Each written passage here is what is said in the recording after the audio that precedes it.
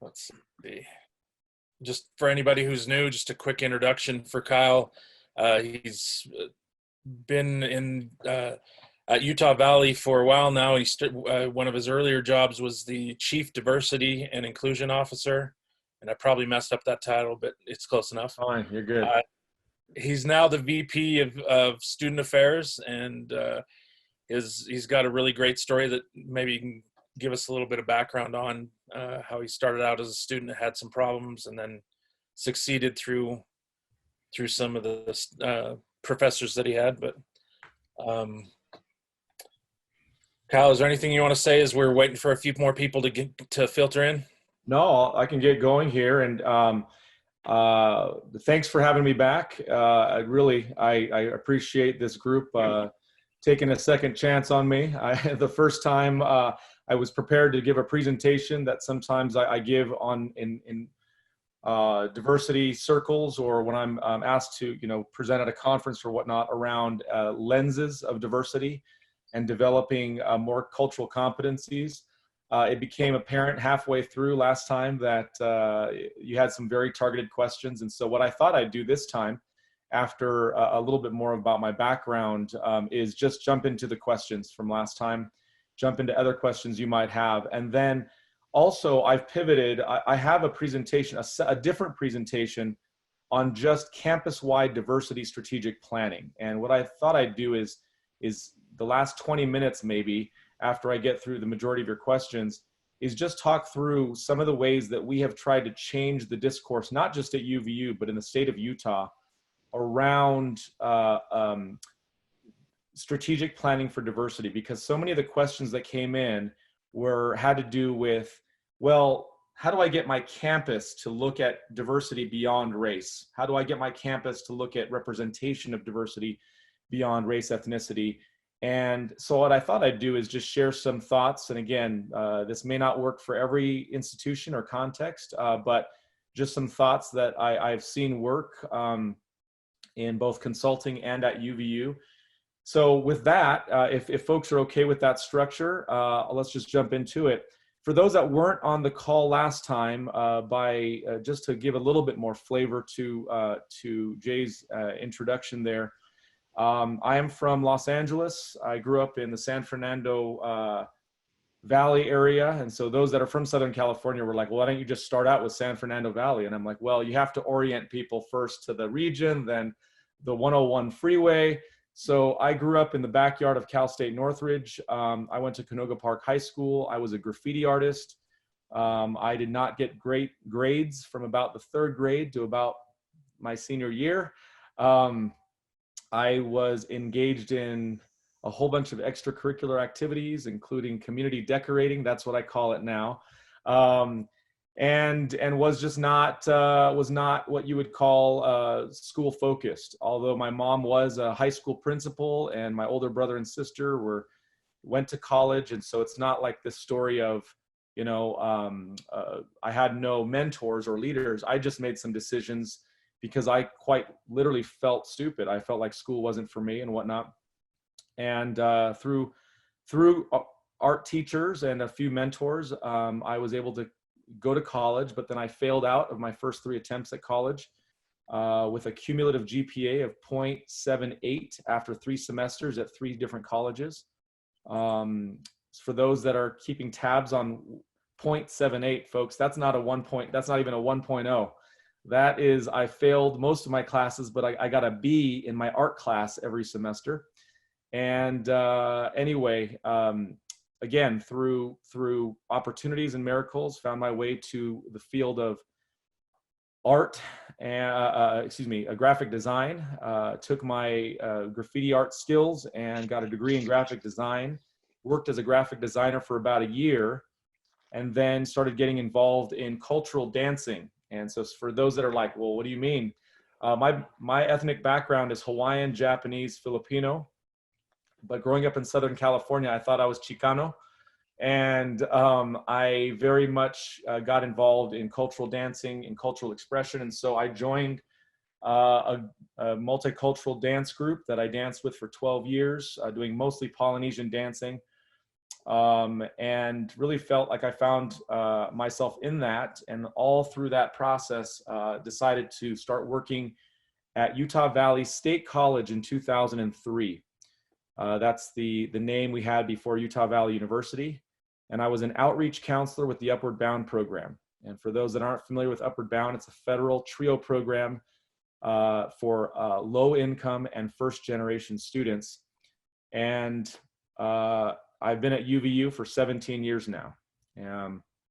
I think one of the reasons why I've stayed in higher ed and I've decided to, go on and get master's and a doctorate and move in the positions that I have is because I absolutely believe that there are thousands of other students out there and other humans who probably don't feel like school is for them. And I want to make sure that everybody has an opportunity for schooling where they want it and learning. And so I bring that passion to my job as a Vice President of Student Affairs, former Chief Diversity Officer, and former Chief of Staff to the President at UVU. I have worked very closely with the UVU team, with August, with Jay, now with Gabe. Absolutely love what they've done for the university. They've worked closely with me as we've tried to promote diversity beyond race and ethnicity, but promote diversity in all its forms. And so what I'd like to do is go to some of the questions directly here. I've got a list here of some of the questions. And rather than go through every single, there were about 3 or 4 questions that asked the same thing. And so I kind of got them in 3 macro questions. And then I'm happy to engage more live here. And then afterwards, again, we'll share just some strategic recommendations on how you might be able to influence your campus conversation on expanding commitments to diversity beyond race, ethnicity. So a couple things. Oh, and by the way, thank you. There's been a number of you who've reached out after my last session on email or social media with just other targeted questions. We've been able to have an exchange, so thank you. And I'm happy to do so again after this session. So one question, why in photos is diversity always associated with ethnicity? How can we shift the request for diversity in our campus photos to include things like disability, non-traditional students, students that are maybe pregnant, and aren't these still visually diverse students? How can we make photographing diversity on campus feel less like a checklist or monthly quota? How do we find the balance between authenticity and representing a, quote, minority? For example, we get a lot of pushback when a male-dominated program features mostly men in their marketing, i.e. the rodeo team or the esports club. So you can see there a number of questions in there, and it sounds like this is a question that was on everybody's mind last time, and that as photographers, it's my understanding you get requests to represent diversity in your materials, and you get requests by specific groups to come and maybe even some pushback if people feel like it's too diverse and doesn't represent the authenticity of that group or institution or whatnot, or it's not diverse enough, and therefore let's go find our perhaps what people have called the token students of color or token racial minorities. So a couple of things. I want to remind the folks that last time we talked about where do you err in terms of overrepresentation or focusing on accuracy to the actual percentages that you have. And I shared last time that most diversity research that is circulating says let's err on the side of representing more diversity. So if there's 14% African American or those from the African diaspora, 14% on your campus, and in your photo, you have one person that is from a Black African American background out of 4 people, and therefore you have 25% represented on the cover of a report. Do you have to feel somehow like that's false advertising? Because the 25% doesn't represent the 14% of actual enrollment at the institution. I just think that's our focus as diversity officers has been that you want to communicate your commitment and your expectation of the type of diversity you support and have at the institution. Now, to go to the question here that's been asked, how do we move beyond that example Kyle just shared, that I just shared on on the African American or Black student, one of the things that we've tried to do at UVU is, and I shared this last time, is talk to various underrepresented groups. So for example, we have 36% of our students are first generation, or defined by the Department of Education, those whose neither parent or guardian has received a baccalaureate degree. Now, that doesn't mean that they didn't go to college, but again, their parent or guardian did not receive a baccalaureate degree. I'm sure many of you have similar numbers at your institutions, some percentage of 20 to 40 to 60% in some community colleges in terms of first generation status. How do you have a campaign that communicates first generation? I mean, it's not like you can photograph and somebody can see that and say, that's a typical first gen student. Is it automatically an adult learner? Those that have been defined by the NCES as 25 and older, or with kids, or with full-time jobs, or with a number of other things, the non-traditional or adult learner population. And so what we simply have done is have focus groups, have some conversations around what might be, good ways to represent various groups that maybe visually right off the bat couldn't be identified with that group or population. So one example is at UVU, we, instead of just having, and we have what's called the hashtag I Am First campaign, which is our first generation campaign. For 36% of our students, folks, that's 14,000 students. And so what we did was we had a photo shoot where we brought together our first gen students, some in graduation robes and some just, in their ordinary clothes. But then we had, the actual I Am First like sign. We had the t-shirts that were part of the I Am First campaign. And so still very much they were identified, and they were fine to say, I don't mind the photograph being so explicit that it says I'm part of the first generation program, and I want folks to know. And so in our materials now, we actually can put in some of our photographs, or even online, just this photo of 3 students together saying hashtag I Am First, learn more about what we're doing for first gen students at UVU. I'm part of the movement, you're part of the movement. In terms of disability and accessibility and physical exceptionalities and the various ways that folks talk about physical disability, again, conversations. Is it tokenism to have a person in a wheelchair? Is it tokenism to have somebody photographed in front of our, at UVU, we have built an autism center. And if you look up our website and you look up the Melissa Nellison Autism Center, is it enough to have 4 or 5 students just standing in front of the symbolism of the Autism Center to signal then that we serve students along the spectrum of autism? And we have a commitment there, even though we are not trying to pick a student who somehow physically, like obviously physically, because I don't even know how you do that, has autism or is on the spectrum. And so what we do is again, conversations with students, in some cases with parents, and then putting them next to or near a symbol that ties to that. And so with LGBTQ plus, is it always a rainbow flag? No. Many of the students said, I don't want every one of our LGBTQ plus club, which happens to be called Spectrum, I don't want that to be our one symbol every time we take a photograph. How about we're just included in certain areas, but there's also a shirt that allows me to, talk about, express my identity. There's also a background where in the background of the photo, we're taking a photo and we're all here, but it happens to be the LGBT Student Services sign of the services in the background, right?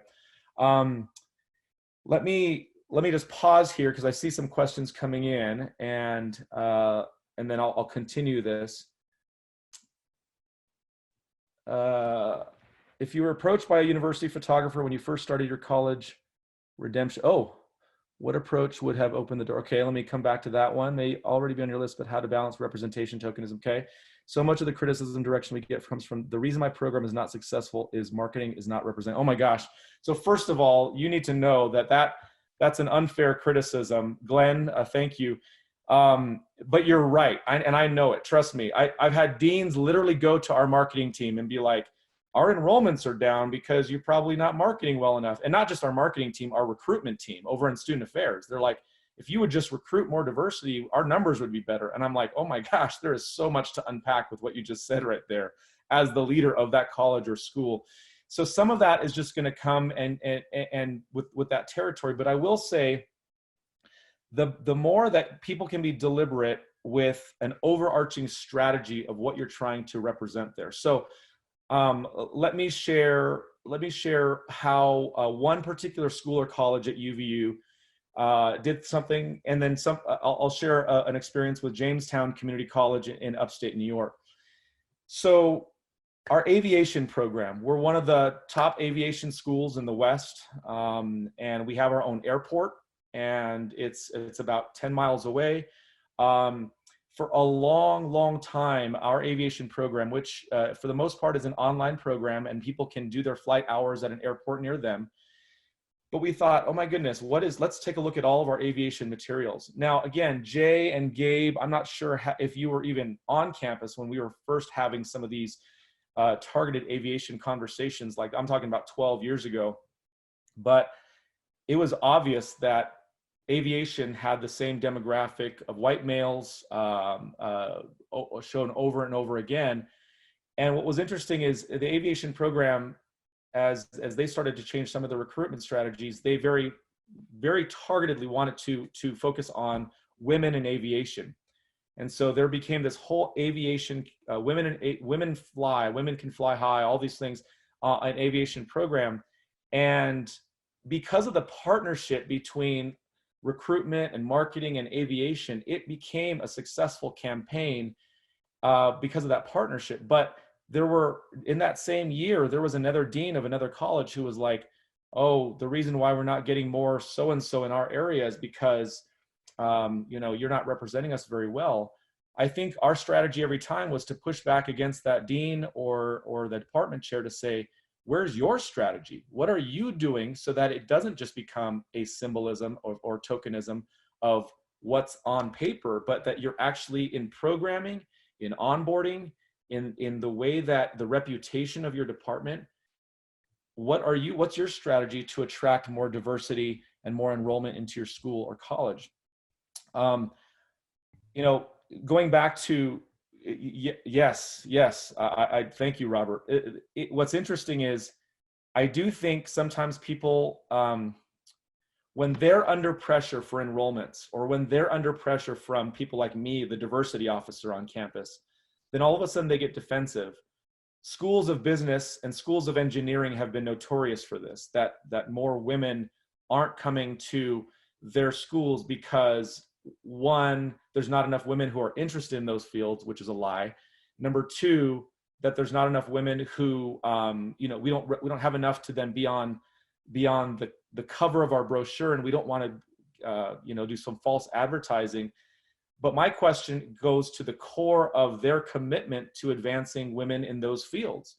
My question goes to the number of professors they're hiring, the types of courses they're offering. So to me, I would hate for anybody on this call to feel like you somehow have to solve this for the university, because what you're trying to do is tell the story and the stories of the university, but you can only do so in a way where it's authentic for the university.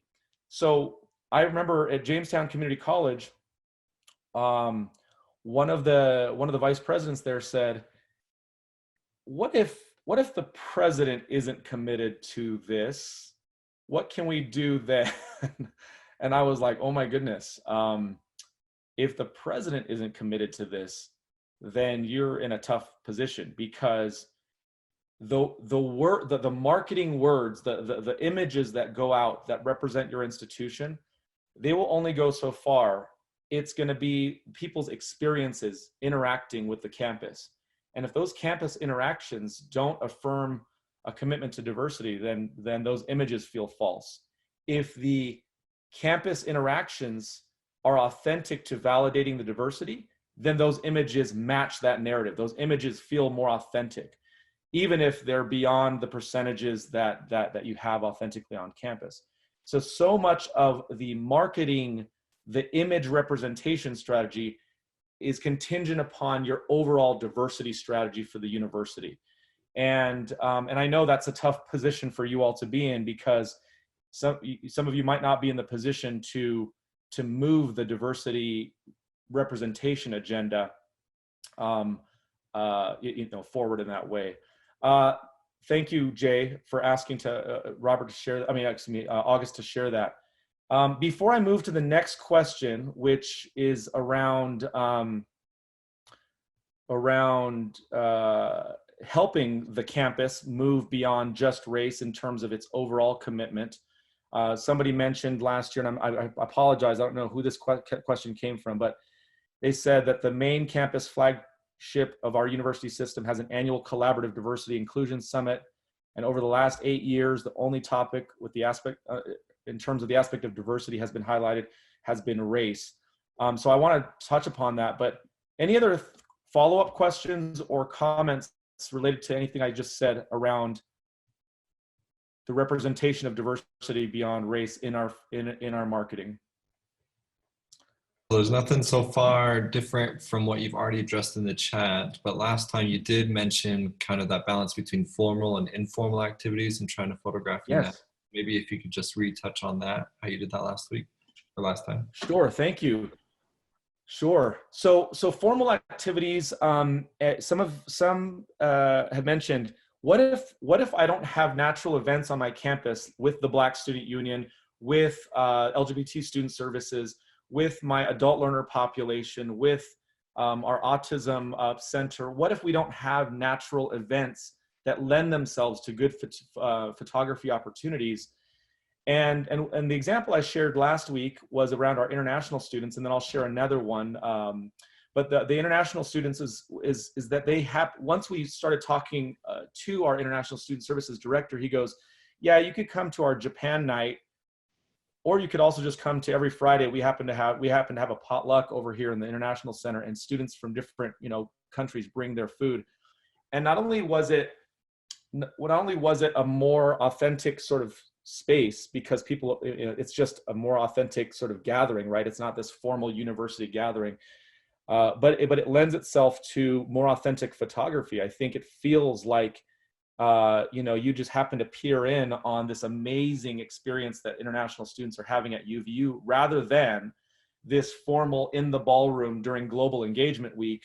Here's all the various booths from around the countries, various countries, and then we're going to take snapshots of like the stereotypes of that country, right? We're going to get in traditional clothes from Colombia. We're going to get in traditional clothes from Russia.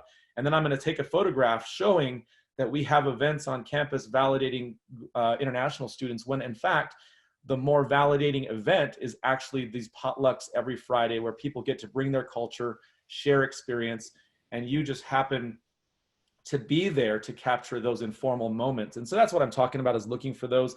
Another example is with our School of Education. It's so interesting. For a while, as we were getting ready to ramp up in 2009, our Master's of Education degree at UVU, we talked about, oh, how do we show that we're, sophisticated, photography around this campaign for the first master's cohort in 2009, 2010. So there were these like really stylistic shots, right, of the statue that was outside the building that was named after. There were some stylistic shots. By the way, the shots themselves were beautiful. This is not a critique of the shots themselves, but I think the strategy at the time from those that ran the School of Education was, we want this to be perceived as quality. We want this to be perceived as sophisticated. We want to compete with the other Masters of Education programs in the state.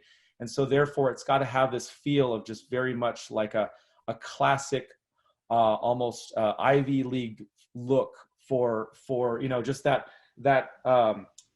that shot that has you know, the books, but then it blurs out in the back, and you just know that there's something academic is happening here, and you're like, oh man, my academic mind is being blown right now. Well, where it didn't land, I think, or I think we could improve on, or have improved on, frankly, is just capturing our teachers teaching and letting them know that the whole reason why we get into education is to affect other human beings and to inspire.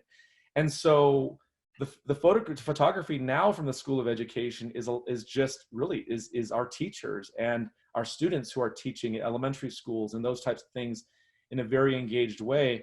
And that just not only is much more natural in their element of teaching, but it tells the more authentic story than this sort of broader Ivy League academia thing, message that we were trying to share. So that's a word on the formal versus informal. And I do think that some of those just take conversations, because it's less about getting on the calendar. And by the way, I'm the biggest culprit of this at UVU. I will call August or Jay and just be like, hey, has somebody booked you for this? Is this on your calendar? And they know me well enough to know where I'm going with it. I want to capture this because later on, I'm going to tell a story with it. And so they have been so good to be like, oh no, that wasn't on our calendar, but we'll have somebody there. We'll have one of our student photographers, or we'll have Gabe there, or Jay says, I'll be there, or August. But that's because of the relationship we've developed over the years, where they can trust that I'm just continually trying to capture both the big moments, the ribbon cuttings, if you will, as well as these very intimate moments. Just the, hey, we're going to have some people just walking around in the Hall of Flags, handing out some stuff. Can you just get somebody over there, just capture just some of that? Or we're about to have a meeting that is not it doesn't have big fanfare, but it's a meeting between our Black Student Union and a local law enforcement. And we want to just capture the fact that we're having these meetings with Orem PD and some of these other things. And there's other moments, folks, where it hasn't been contracting or getting Jay or August or Gabe there. There have been moments where, for our own social media posts, we are capturing some of these. Now, I know that's a slippery slope there with everybody using their iPhones and whatnot to capture those moments. But I do think the more people are in the mindset of using those informal moments to really tell the story, I think it benefits everyone on campus. So that's great. I think there's nothing else that has popped up in the chat. So if you wanted to go on to your next question, I think that'd be great. Wonderful. And I'm actually going to use this question, and I appreciate who asked it, because it came in after the presentation last time. But let me give the question in its entirety here. So not only did this university system have a collaborative diversity inclusion summit for the past 8 years focused on race, but let's see. Is there a way to support, again, neurodiversity? How can I suggest the scope of diversity inclusion should be broadened to truly represent diverse and inclusive, acknowledging those with disabilities, without them perceiving that I'm being dismissive or not supportive of racial diversity, right? Last year, directly after the conference, I sent an email to the D&I officer and a few others in that office, got absolutely no reply. So first of all, I just, in the world of diversity and inclusion, this is what frustrates me. And so you're going to get me on my soapbox for a couple of minutes here before then I transition to the presentation. But inclusion and diversity officers on campus, our role and responsibility is to, first and foremost, build bridges. It's not to point out everybody else's flaws. And I do think nationally, there are two basic camps of how diversity officers can approach this work. And trust me, there's definitely within me a radical advocate, but then there's also within me somebody who is human and trying to understand and recognizing that I didn't have all these lenses when I started working in this profession. And so that gives people the benefit of the doubt that if I can just introduce them to new thoughts, that perhaps we can build some more bridges. I don't mind calling people out. I don't mind challenging people on language that is racist, sexist, heterosexist, that is any sort of ist. At the same time, I have found that the diversity officers really have an opportunity to to expand the understanding of diversity in all of its forms. So let me, if I can shift here really quickly to sharing my screen, and this is, I'm gonna give the Cliff Notes version. And by the way, when I say Cliff Notes to my students, they have no idea what I'm talking about. But the Cliff Notes version of a presentation that I've recently done, it's a webinar. In fact, you could just Google, literally just Google strategic diversity planning, and you'll see a webinar there that I gave a few years ago and that I've refined here. But I'm going to share my screen and just talk through. And again, at this point, I can't see if anything pops up on the chat. So Yeah, if something pops up, Gabe, will you just let me know if it's relevant to that slide, and then I'll pause. But I'm going to fly through some of this. So what I've found is that most institutions, when they start a diversity plan process, they really are either doing it in a reactive way or a proactive way, and more often than not, a reactive way. Most planning processes start out with some public relations nightmare or something you landed in the paper somewhere, or students are protesting because, or something is happening, and the leadership is finally saying, okay, we better do something, otherwise we're going to look bad if we don't do something. So my question to you first and foremost is, if each of you were to, and you don't have to raise your hand or anything, but if each of you were to categorize your school or your institution as reactive or proactive related to diversity and inclusion, you know, where would you put your institution?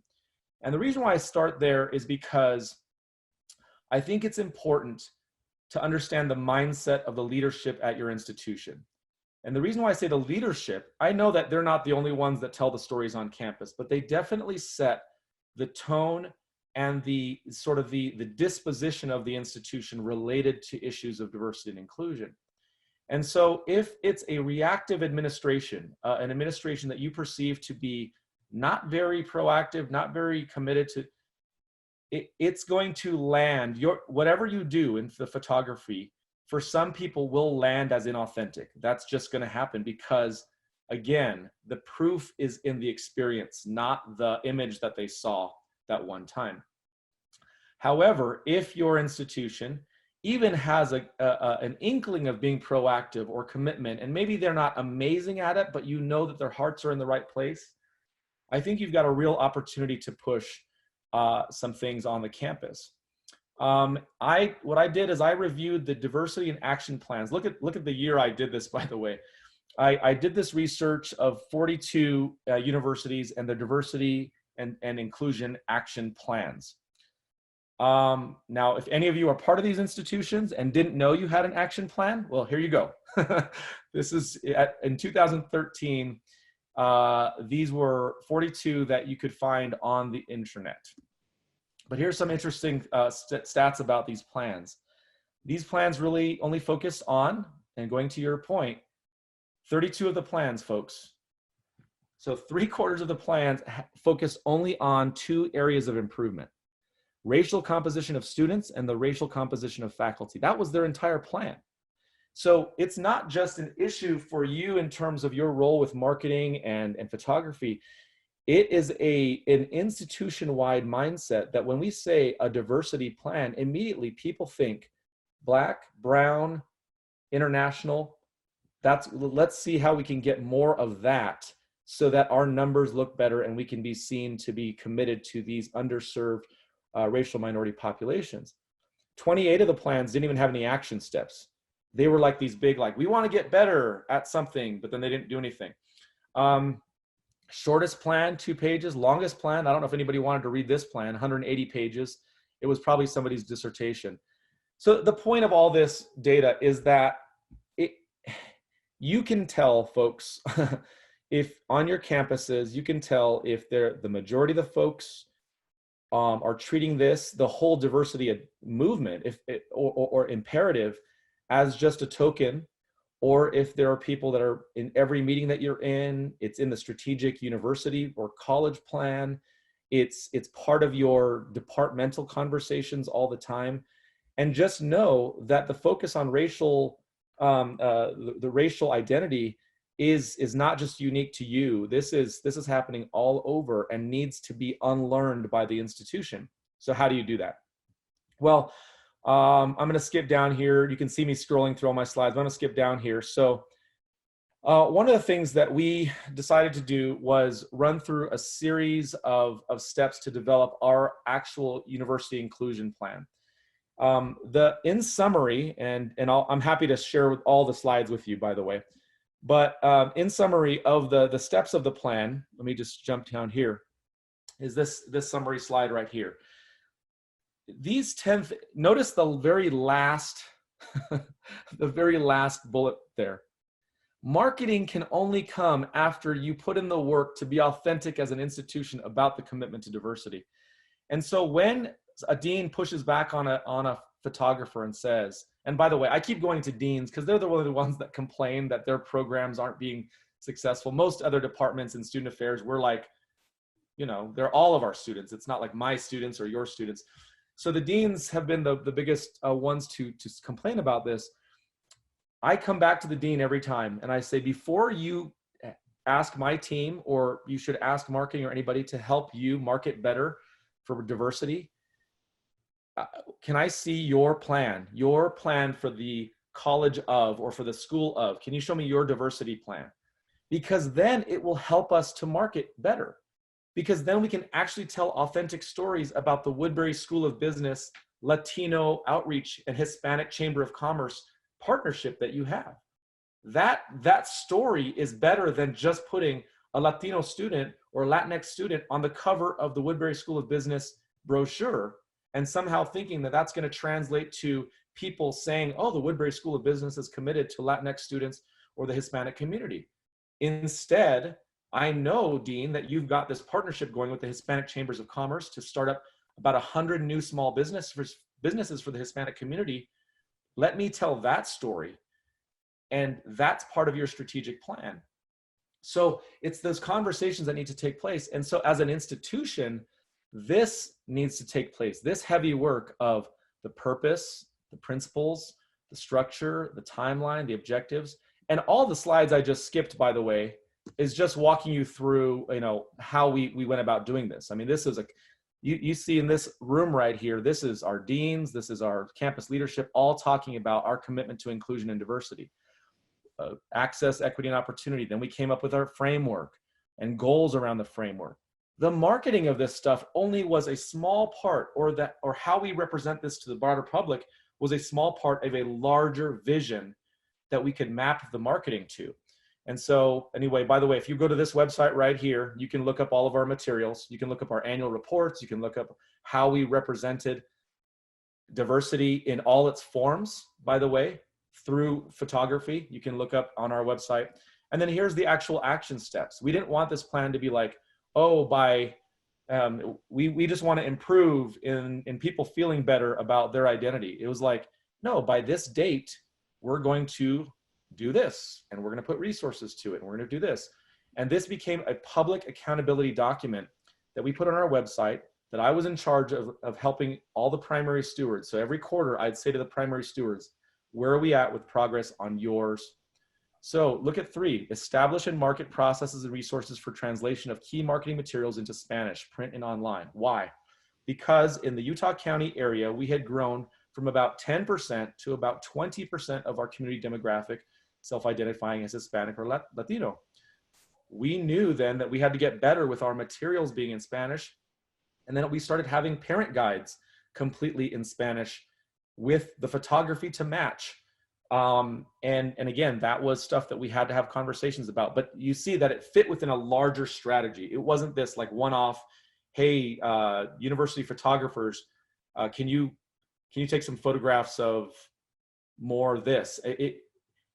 Every time now that we have any sort of university-wide photography session, the focus is on getting as diverse, representation as possible, and in various locations, so that we represent the institutional commitment to diversity. So speaking on that, we had 2 questions come in. Great. One from Glenn. It says, how do we manage the requests from our bosses or clients who want the perfectly diverse photo, how do we educate them? And then the follow-up to that one was, and how do we define perfect? Ooh, asking those tough questions. I like it. I don't know the answer to the second one, to how do we define perfect, because I think there's not an answer to that one. It's contextual. It has a time context. It has an institutional context. But the first one is an interesting question, because the easy answer for me would be, well, it goes to the conversations you're willing to have with supervisors about the overall university commitment to diversity.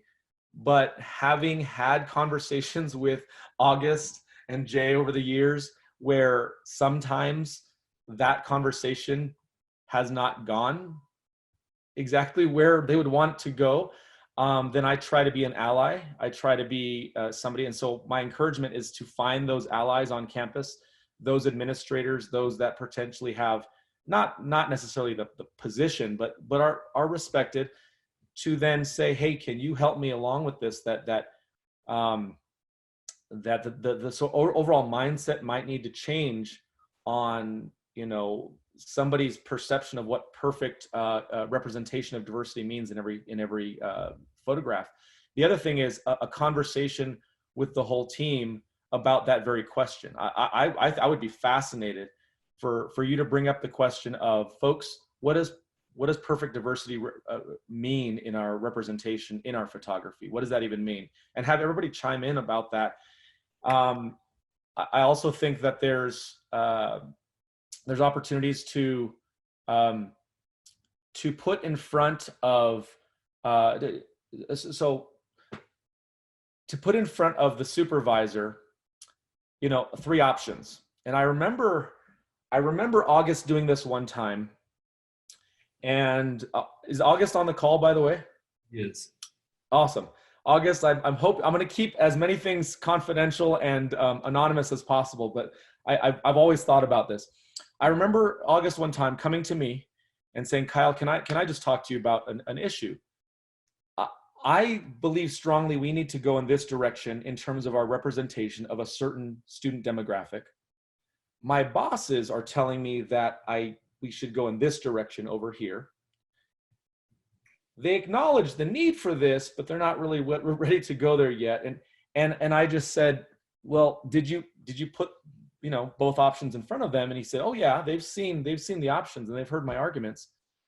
And I said, well, go back to them and tell them, have the reasons why. And I said, and I want them to explain why, I want them to articulate out loud why one image works and another image doesn't. Because their articulation of that reveals a lot about where their fears are, where they're naturally, are they treating it like tokenism? Are they treating it like, oh, maybe we're overrepresenting and I'm nervous about that? But it's almost like when other people have asked me, Kyle, how do I respond to somebody that has a question about, their racism or something like that, or their, and I just say, don't try to solve things for folks. You put it back on them. The onus to change is not on you. They're obviously coming to you. So I say to them, go back to that person and say, that where's that coming from? Where's that opinion, that thought coming from? Because obviously it's a very strong opinion. And so in the same way, you almost put the image in front of them and saying, look, I've got 3 images here that I think represent different variations of diversity. And to the supervisor or to the team, can people start to articulate why or why not you believe one of these images better, and again, quotes, right, better represents diversity than another? And just those conversations are helpful because it signals to people where the leader is, where the university is.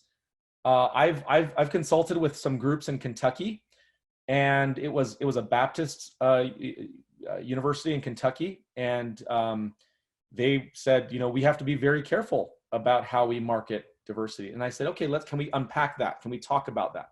Who has to be careful? Why? Who's going to come after you? What's the downfall of you representing the broad range of diversity? Let's just talk about it. I'm not trying to push you in one way or another. I'm just curious to see what is in your mindset that guides these decisions, because it's obviously coming from somewhere. Your fear that somehow representing LGBT students in a largely religious community that's coming from somewhere. So let's talk about that. So I don't pretend to know a clean answer on that, other than to say so much of it has to do with the conversations we're willing to have. But I also recognize in a very real way, sometimes there's some power dynamics that don't allow for those real conversations to take place. And I'm sorry, I don't have an answer for those power dynamics, because those are very real situations. And I feel horrible in those moments. Kyle, can I say something real quick? This is August. Yeah. I think it's important to note that we don't always have the answers, but that we, even when we don't win, so to speak, each time, we still need to keep trying and keep moving forward on trying to do what you and I have talked about in many instances. Because you're not going to get it perfect every single time, but if you keep striving to do it, I think that's important. I would agree with that. And I would say that part of the goal here is to, and the word, I always hesitate using this word, but the goal is to normalize the diversity within representation. So the goal is to not have it be so jarring to people that are on the campus, like, oh my goodness, look at this. I've not been used to seeing this much diversity. I mean, part of flooding the campus with images that are so diverse in their range and representation is to really normalize the full range of diversity that we have. And so let me just jump down, and I've just got a few minutes here. Let me just jump down to a few images. So a couple things here. This is part of our inclusion plan. We have Champions of Inclusion awards that we give out every year, people who are promoting diversity across campus. We host the Expect the Great conference. We were the ones who launched it. Now it's hosted at a different institution across the state. And again, I recognize these first couple slides are around race, ethnicity. You will see some of that, but you'll see me expand. And part of what I'm showing you is the expansion of the understanding of diversity across campus as well. We have a pretty large Native American population in 5 tribes in the state of Utah and 8 tribes and nations that touch the state of Utah. We host the Governor's Native American Summit each year. We have ongoing partnerships with about 3 tribes, including the Navajo Nation. We are very much in connection with. And so when we have a student who happens to wear turquoise and a feather on their graduation cap, it no longer feels like it's an inauthentic, like, token Native American being featured on something. It just happens to be one of the many things we're doing at UVU for Native American students. MLK Commemoration, the types of speakers we're bringing onto campus, women in leadership initiatives. People don't know that the state of Utah has the fastest growing Pacific Islander population in the United States per capita. We are now 4th largest per capita in the US for Tongan, Samoan, Fijian, Tahitian, Maori, and Hawaiian. And I mean, we're behind states like Hawaii and California and Oregon, and then it's Utah right there. Well, what does that mean for us? That ballroom right there has 700 Polynesian or Pacific Islander students. And then the picture on the bottom here is at a high school, a local high school, where 300 of their Pacific Islander students at our local high school are gathering. And we go there and we take photography there and we capture our outreach in their communities. And once again, it's not just then later on when we have representation, even if we have percentage-wise over-representation of Pacific Islanders, it still feels very much like UVU is committed to it, because I believe we are, right?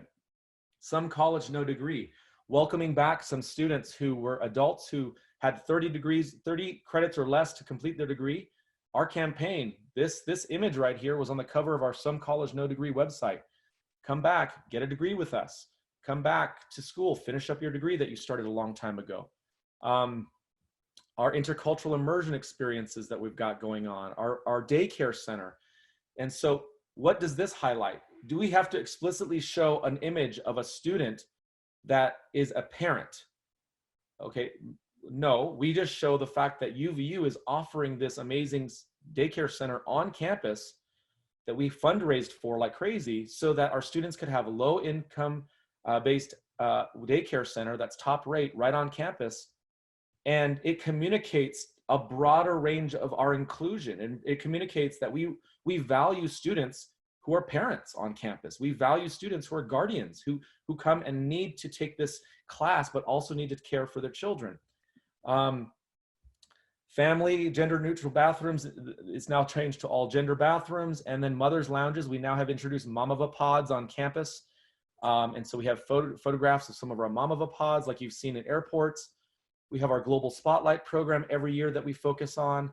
We've cut the ribbon on a new Veterans Center. And so when we have images during Veterans Week or Veterans Day, or even any other image where we've got, flags in the background or things, it feels very much like, okay, UVU, we can deliver on that.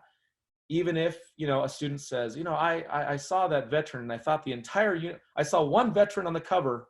And so therefore I thought 100% of the students, I'm being extreme here, but that's the argument that some people are making. And I'm like, folks, because we show a veteran as one of our student success stories, people need to know that's part of, in the aggregate, that's part of the overarching diverse narrative that we're really celebrating at UVU. Sexual violence awareness campaign, our Safe Zone training, and LGBT student services. By the way, many of our images around this have changed. This was from the original webinar I gave a few years ago. Ecumenical Reflection Center on campus for people of all faiths, or no particular faith at all, to come and gather so that Muslim students don't have to pray in the bathrooms. And we have a large population that self-identify with the Mormon or LDS church in Utah County. So while you have some spaces nearby that validate their religious identity, do we have a space on campus for all worldview and ideological views? And so now we do, because we made this a priority. And so that religious diversity, spiritual diversity, there's also tied overlap, right? Intersectionality between Native American spiritualism and spaces for indigenous spiritual identity. And that's got to be a part of it too. This is an example of the I Am First generation initiative, okay? That students can then say, oh, I can see that image. I'm going to go to the website and actually click on I Am First and see all the programming they have, because I don't know what that even means. First generation, is that first generation immigrant? No, in this context, we're talking about first to potentially graduate from a university with a baccalaureate degree. We show images of our food pantry, which is, by the way, has doubled since this photo was taken, our autism building and services, our student leadership diversity conventions, our diversity dialogues, the trainings we're having on campus on inclusion and diversity, our national recognitions for our growth in our Hispanic population, some other recognitions from magazines, other recognitions from, and so in totality, you start to see that what we represent then on one particular publication, really then in the aggregate of all the various publications we have, we are committed to showing not just the human diversity, but the institutional programming diversity that validates other human experience, if that makes sense. And so these are the types of things that I think, the institutions need to think through. I'm not putting it all on this group to somehow say, you know what, I'm going to go back to my institution, I'm going to start a strategic diversity plan. But I do think you have more influence than you realize, because you're the ones that are telling the stories that we care so much about. And I just think that people, it's a matter of being reminded. My thought is that most people on our campuses are not bad people. my underlying assumption is that most folks that we work with don't wake up in the morning trying to be jerks about how we represent this or that. I think most people just don't know because of their own experiences or their own college experience or their own myopic view about, diversity is only about race. Where we can in our spheres of influence, just invite folks to consider, to just have conversations about these issues. I think you can have a lot of difference, because I will tell you right now, there are things that we have done differently because August and Jay and their teams have brought it to us. Jay says, Kyle, you're about to take 6 students down to the Navajo Nation. That is a huge story for us to tell. And I thought, okay. And my only request to Jay was feature it on the students, right? have it be focused on the students and their experience. Well, it became a cover story for our alumni magazine and a feature story for alumni magazine, capturing these students teaching on the Navajo Nation. And it's because Jay said, I think I want to cover this. I want to do this. Great.